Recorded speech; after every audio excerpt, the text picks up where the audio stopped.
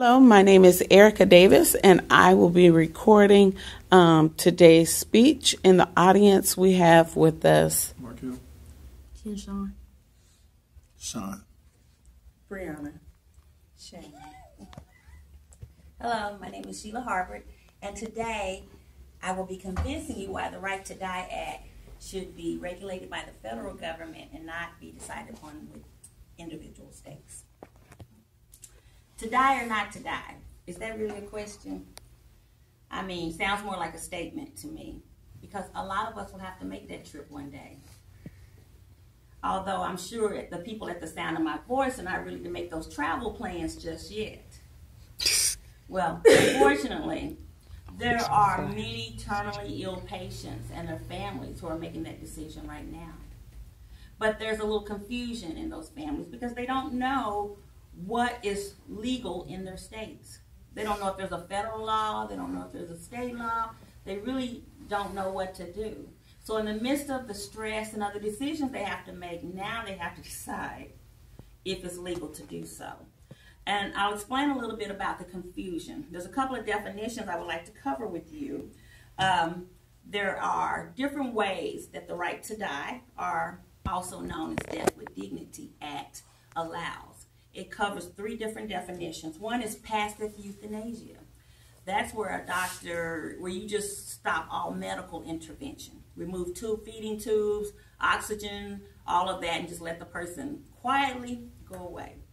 Then you have the issue of active euthanasia, where the patient and the doctor is involved, and they're actually giving them something, to terminate their life. And then you have do not resuscitate, which is known as DNR. Though families can do that now. I mean, it's legal it's legal to get a document for someone to sign, say, hey, if I start passing out and it's time for me to go, do not do any intervention on me. And they're allowed to die. But when it comes to the Right to Die Act, 50 different states are making several decisions on whether that is legal or not within their states. I say to you that the federal government should take a stance on that issue, the right to die. It should be federally regulated. And then states, as always, can decide whether or not how they want to fulfill that law, or if they want that law in their state, or if they want to not have it. But right now, there's so many different lawsuits going on, even currently. There are 68% of our states within the U.S. are making decisions right now, according to procon.org, on whether or not they should have the Right to Die Act within their state. It has so many different languages to it that I don't want to go over those with you because it will be confusing. Because what I want you to focus on today for this speech is not whether or not you believe it's right or wrong, but whether or not the federal government should make that decision and not leave it at the states. We know historically that's already been done when we talk about life issues. For instance, abortion. Abortion is a federal law. Now, states can decide whether or not how they want to do it. That's how it works. That's why you call it federalism. Distribution of power. You have one leading government, and then you have state government, and they work together to come up with a solution for the citizens. Well, right now they did that with abortion. Okay, and then number two, another life issue is the death penalty. I mean, the federal government made a decision concerning that. It's regulated. They came up with capital punishment. They could not leave that to the states because the states would, possibly, not that it's ever happened, but they could kill you for anything. They could say, hey, you tripped, you ran a red light, death penalty. Well, the federal government had to get in on it so they could regulate that, which is called capital punishment. Well, Right to Die Act is another human life issue that the government has not made a firm stance on because there is an urgency. I present to you the Bush versus Schiavo case. Now, I bring that one to you because it has two different issues. One person, two different opinions on that person, whether they should live or die. Because I want you to be clear that this is not about the moral issues or ethical issues. You had a husband over here that had put out millions of dollars watching his wife.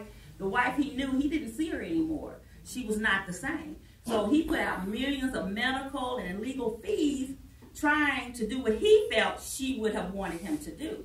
Then on the other side, you have her parents who are watching their baby die in that bed. And they see her breathing and blinking. And so to them, she has life. And they want her to stay. They want medical intervention in a different type of way. They want medical intervention to keep her alive. So both of those people, both sides of that family had a right to know what to do. And if the federal government had stepped in and set up some clear boundaries so that the states could have clear boundaries, it may have saved more. That case went on 15 years. Can you imagine how costly that was? Well, I say to you, USA Gov tells us that federalism, as I mentioned, is the distribution of power in government. I agree with that. I do not propose that we have a one government system. That's not good for anybody. Remember Hitler? We don't want that. But what we do need, we know we got to have somebody in charge, because there's too many states, too many elected officials, too many people within those states. There would be so many opinions, and they all would be based on, like the Bush-Schiavo case, on what they felt on either issue. So somebody's got to stand up and make the decision, and who else but the government? The Supreme Court system, the federal government needs to make a decision on that, because we already know that 68% of the states are having to deal with this issue. We know now because they're in session making decisions about this issue right now, whether proponent or opponent of it. They got to make a decision because people are remaining alive longer because of medical intervention in the positive way. But people want to have a right to their own life, their own body. Remember the young girls, Roe versus Wade, the abortion? No, it was her body. She wanted to have a right to do whatever she wants, just like you want to do whatever you want to do with your body.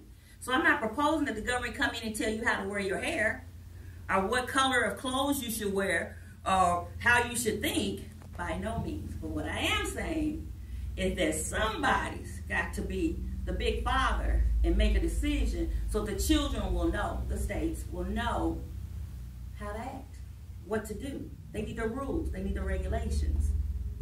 So, you're asking yourself, well, what is your stance on it? I won't tell you because that's not the purpose of my speech, whether right or wrong.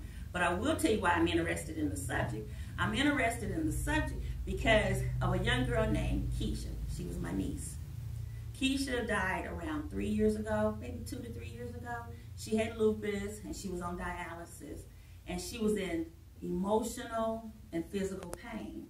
And she often said to me, she didn't want to go on. She just wanted it to be over. I think she was just staying for us. And so one day, Keisha decided, I don't want to do it anymore. So Keisha cut the cord that gave her dialysis and said, don't fix it. I don't want it anymore. Well, her mother and the doctors agreed. They were like, well, we have done all we really can. So they agreed with her decision. So Keisha was given medical intervention. They withheld life-sustaining support for her, and they gave her medication to help her make her transition while her mother sat there and watched. So, of course, I have an issue, but I won't tell you how I felt about it. But what I will tell you is this. What if the state sued my sister for allowing that to happen?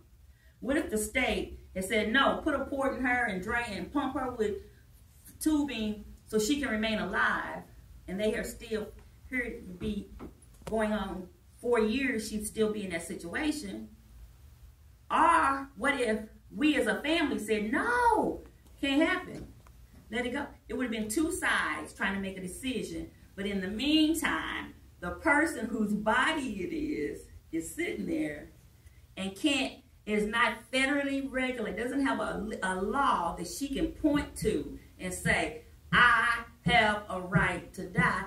Or her family can point to and say, you don't have a right. You're not making a good decision. So I'm going to close this with you and let you know, people that are terminally ill, I mean, it's critical. Because pain is not pain until it's on you. And you don't want to get in the murky waters of the legal system trying to figure out what you can do and go be arrested or go to jail. We know what happened to Dr. Kavarkian. We don't want all that. You just want clear answers. Whatever your right is, you want to know what that legal right is, and you want to know who to go to help you have that or establish that legal right in your life. Thank you.